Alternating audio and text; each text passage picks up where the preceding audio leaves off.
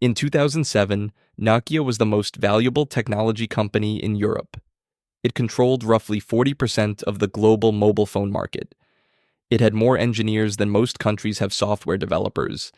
It had survived recessions, 2 world wars, and a complete reinvention of its own business model not once but twice. It was, by almost any measure, untouchable. 6 years later, its phone division was sold to Microsoft for $7.2 billion, a fraction of what it had once been worth. Tens of thousands of employees lost their jobs. Finland, a country where Nokia had once represented a quarter of the entire stock market, was left in shock. And at the center of it all was one man, a soft-spoken Canadian with no background in hardware, no history in mobile phones, and a previous job at the very company that would end up buying Nokia for less than the price of one of its best years in profit. His name was Stephen Elop, and depending on who you ask, he was either the wrong man for the most difficult job in tech or the most effective corporate saboteur in modern business history. This is that story. If you find value in deep dive documentaries like this one, please take a moment right now to like this video and subscribe to the channel. It genuinely helps us keep making content like this, and it costs you absolutely nothing. To understand how Nokia fell, you first have to understand how extraordinary Nokia actually was. The company was founded in 1865 in the town of Tampere, Finland. It started as a paper mill, which is about as far from a smartphone as you can get. And over the following century, it evolved through rubber boots, cables, and consumer electronics before landing, almost by accident, in the telecommunications business in the 1980s. That pivot turned out to be one of the most consequential decisions in corporate history. Nokia introduced its first handheld mobile phone in 1987. It was enormous, heavy, and eye-wateringly expensive, but it worked. And as mobile networks began rolling out across Europe and eventually the world, Nokia found itself perfectly positioned. While American companies were focused on landline infrastructure and Japanese manufacturers were producing phones primarily for domestic markets, Nokia was building devices for a global audience from day one. By the mid-1990s, Nokia had become the best-selling mobile phone brand on the planet. Its phones were known for being durable, simple, and reliable. The Nokia 3310, released in the year 2000, became something close to a cultural icon. People dropped it, sat on it, and ran it through washing machines. It kept working. That reputation for toughness became a kind of shorthand for the brand itself. By 2000, Nokia's market capitalization reached roughly $250 billion. It represented almost 4% of the entire gross domestic product of Finland. The country's economy was, in a very real sense, partly built on the foundation of one company. Schools were named after Nokia executives. Engineers moved to Finland from across Europe just to work there. Nokia was not just a corporation, it was a national institution.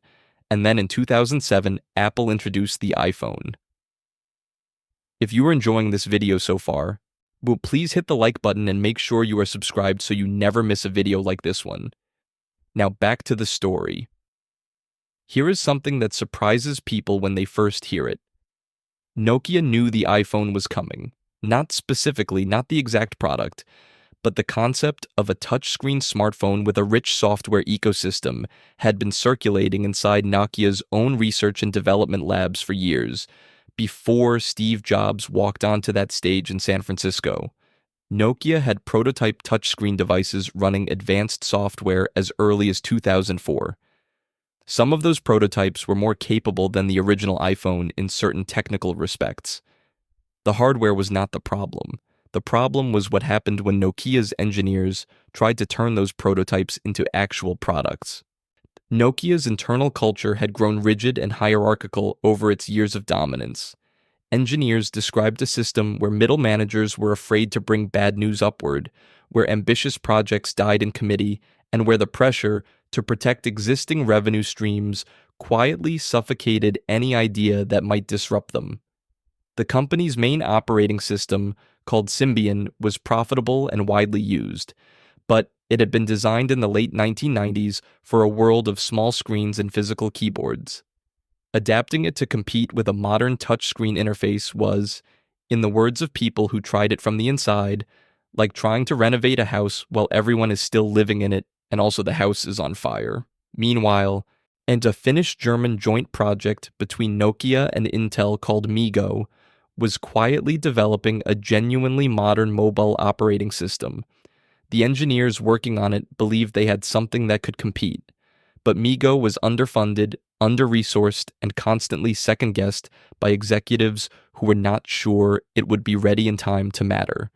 Nokia was not blind to its problems, but it was moving too slowly to fix them. And the board of directors, after a series of disappointing earnings reports and a stock price that had lost more than half its value since 2007, decided that what Nokia needed was new leadership, specifically outside leadership. Stephen Elop was announced as Nokia's new chief executive officer in September 2010. He was 46 years old, Canadian-born, and had spent most of his career in software. His most recent role had been as president of Microsoft's business division, which meant he oversaw Microsoft Office, one of the most profitable software products in history. Before Microsoft, he had held senior roles at Adobe, Juniper Networks, and Macromedia. He was by any traditional business measure an accomplished executive. He was also the first non-Finnish CEO in Nokia's entire 145-year history, which in Finland meant considerably more than it might have in most other countries. Nokia was not just a company to Finns. It was a point of pride, a symbol of what a small Nordic nation could produce and export to the world. Handing its leadership to an outsider, and specifically an outsider who had just come from Microsoft, one of the largest American technology companies in the world, was a decision that made some people deeply uneasy from the very beginning. Elop moved to Helsinki with his family, immersed himself in the business, and spent his first months traveling to Nokia's offices around the world, talking to engineers, salespeople, and product managers. What he found, by his own account, was a company that knew it had a problem, but could not agree on how to solve it. There were factions internally who believed Nokia should double down on MeGo and build a fully independent software ecosystem that could compete with iOS and Android. There were others who believed Nokia should simply license Android from Google, as Samsung and HTC were already doing with considerable success. And there were those who believed Nokia should partner with Microsoft, which was developing its own mobile operating system called Windows Phone, and which was desperately looking for a major hardware partner to give that platform a real chance in the market. Elop was not neutral between these options, but for a few months, at least publicly, he gave the impression of a man still working through the evidence. On February 8, 2011, a memo that Stephen Elop had written to Nokia's staff leaked onto the internet. It became one of the most famous internal documents in the history of the technology industry. The memo opened with a story. A man is standing on an oil platform in the North Sea. An explosion tears through the platform behind him. Flames spread across the structure. He looks down at the freezing dark water below. He knows the statistics. Ever falling into that water in those conditions gives him a very low chance of survival. But staying on the burning platform gives him no chance at all. So he jumps. Elop used that image to describe Nokia's position. He wrote that the company was standing on a burning platform, that its current strategy was not working, that its software ecosystem was in crisis, and that the time for gradual change had passed. He called out specific failures, including the fact that developers were not building apps for Nokia's platform, that consumers were choosing competitors, and that Nokia's own internal culture was contributing to a cycle of slow decisions and missed opportunities. It was blunt in a way that Finnish corporate culture, with its preference for reserved understatement, was genuinely not prepared for, and the memo was intended as an internal call to action. Instead, it immediately became a global news story. Nokia's stock fell by roughly 14% the day the full strategic announcement was made a few days later. That announcement confirmed what the memo had been building toward. Nokia was abandoning Symbian as its primary smartphone platform. Nokia was shelving MeGo, which had just produced a device called the N9 that reviewers were calling one of the most impressive phones Nokia had ever made, and Nokia was entering into a deep strategic partnership with Microsoft to build smartphones running Windows Phone.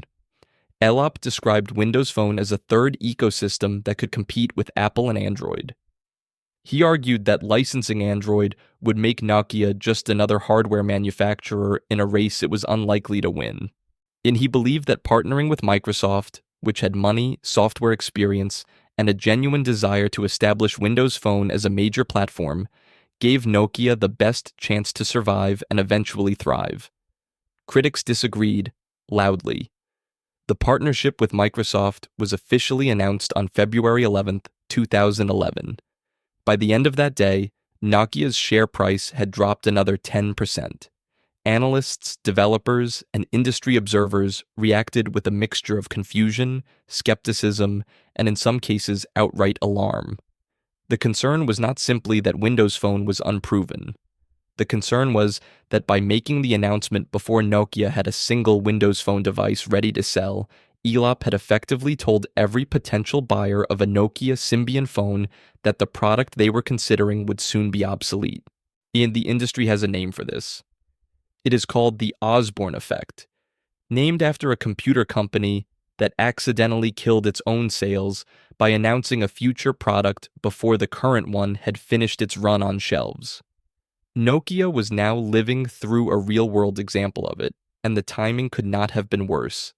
Sales of Nokia's existing phones dropped sharply in the months following the announcement. Developers who had been building applications for Nokia's platform began redirecting their efforts to iOS and Android. Carrier partnerships became harder to secure. The market share that Nokia had been slowly losing since the iPhone's arrival began to fall at a genuinely steep rate. The first Nokia Windows Phone device, the Lumia 800, launched in October 2011. It received positive reviews for its hardware design, which was elegant and distinctive, and Nokia's camera technology, which was genuinely excellent. But Windows Phone's app ecosystem was thin compared to its rivals, and consumers who had spent years building up libraries of apps on iOS or Android had little reason to switch. The Lumia lineup sold reasonably well in Europe but struggled badly in the United States, which was then the most profitable smartphone market in the world. Inside Nokia, the mood in the engineering teams working on MeGo was particularly bitter. The N9 had launched in a limited number of markets and was selling better than expected despite almost no marketing support. Engineers who had worked on it for years watched it quietly, discontinued, while resources were redirected toward a platform they had no control over and had not chosen. Several of Nokia's most experienced software engineers left the company in this period. Some went to Samsung, some went to start their own companies, some went to Google. The Lumia phones continued to improve with each generation, and Nokia's hardware design genuinely stood out in a market increasingly dominated by Samsung's sleek but somewhat generic aesthetic. But market share continued to fall. By 2012, Nokia had dropped from the #1 position in mobile phones globally, a position it had held for 14 consecutive years, to #3. And the losses were not small. Nokia posted a net loss of over €3 billion in 2012 alone. By early 2013, the pattern was clear. The Windows Phone bet was not delivering results at the speed or scale that Nokia needed.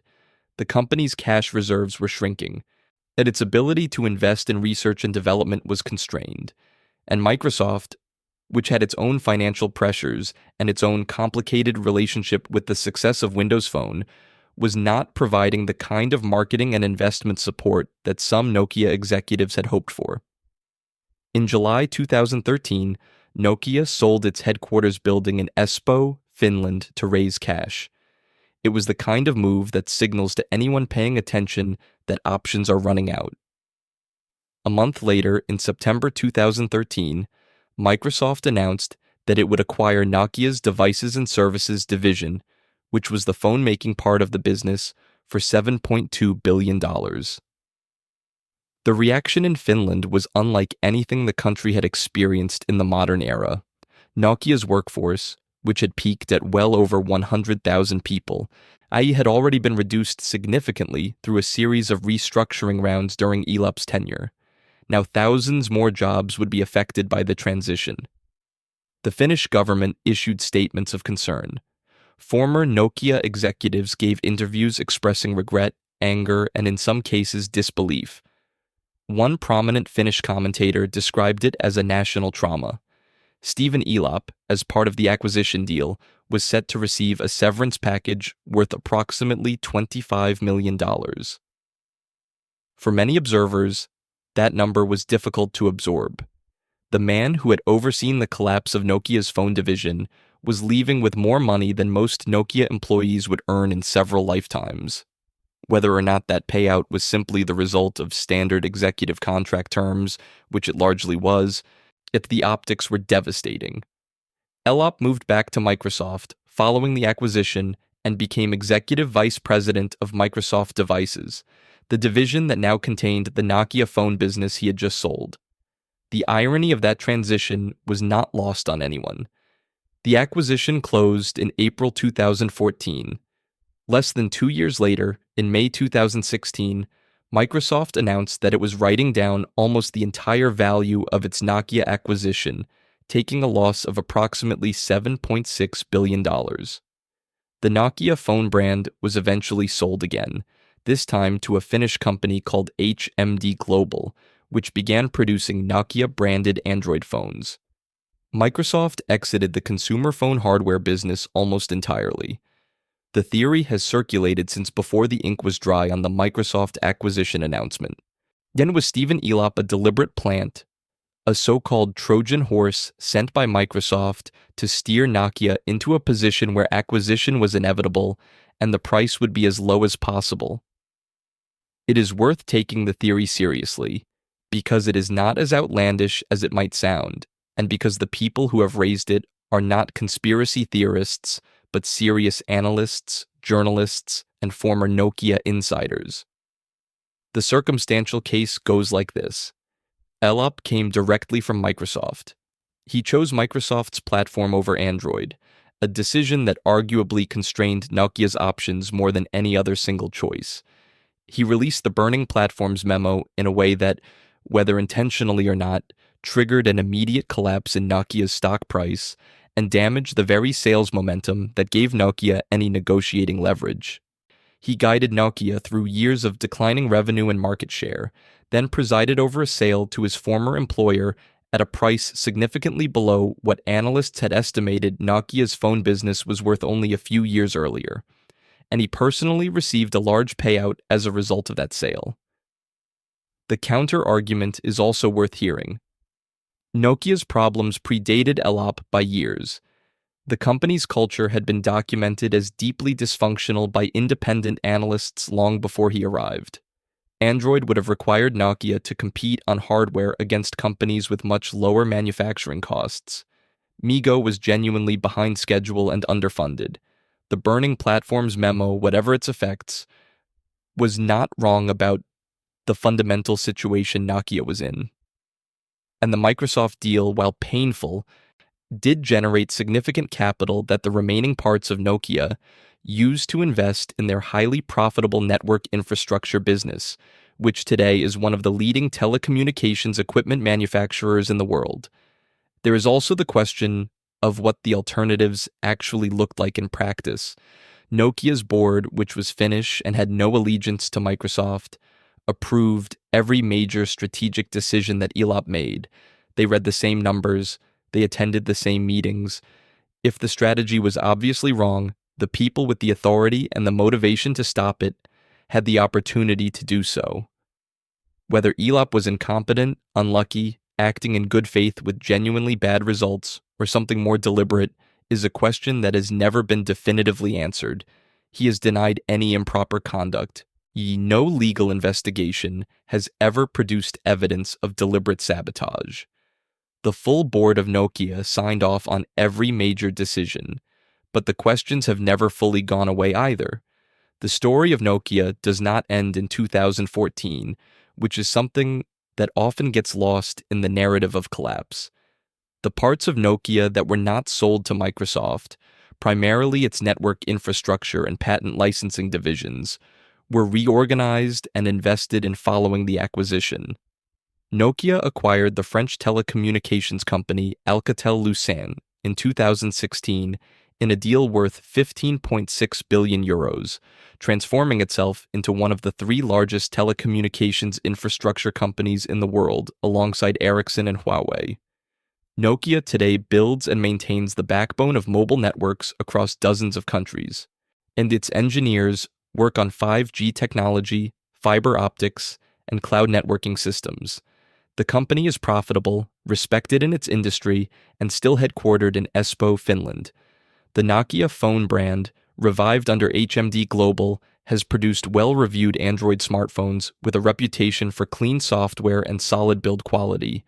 They are not dominant, but they exist, and for many people, the Nokia name still carries a sense of reliability that is rare in consumer electronics. Stephen Elop left Microsoft in 2015 as part of a broader executive reorganization. He has largely stayed out of the public eye since then, occasionally appearing at industry conferences and in interviews, but never in a role that carried the same level of prominence. The employees who lost their jobs during Nokia's restructuring years have had more varied outcomes. Finland's social safety net and strong education system helped cushion some of the blow. A significant number of former Nokia engineers founded new companies, contributing to a startup ecosystem in Helsinki that has produced several successful technology firms. Others moved into roles at European technology companies or academia. But for many workers in Nokia's manufacturing facilities, particularly those in lower wage positions, the story did not end in a new opportunity. It ended in a prolonged and painful economic transition. Nokia's story has become a standard case study in business schools around the world, usually filed under the heading of what happens when a dominant company fails to adapt to disruption. But the more interesting lesson may be a different one. Nokia had capable engineers, enormous resources, and genuine awareness of the threat it faced. The problem was not ignorance. The problem was a combination of culture, incentives, timing, and decisions made under conditions of genuine uncertainty by people who were trying, however imperfectly, to avoid exactly the outcome that arrived anyway. Whether Stephen Elop was the cause of that outcome or simply the final chapter in a story that had already been written before he arrived is a question worth sitting with. The answer, if there is one, says something important about how companies rise, how they fall, and how much of either can really be attributed to any single person. Nokia's story is one of the most studied corporate collapses in modern business history, and it is still not fully understood. The man at the center of it has never faced a courtroom, never admitted wrongdoing, and never fully explained his reasoning in enough detail to close the questions that remain. What we are left with is a company that was once the best in the world at what it did, a set of decisions that changed the lives of hundreds of thousands of people, and a reminder that dominance is never permanent. If you made it to the end of this video, thank you for watching. If you found it interesting, please like this video and subscribe to the channel so you are notified when we publish our next documentary. It genuinely helps the channel grow, and we have many more stories like this one coming. We will see you in the next one.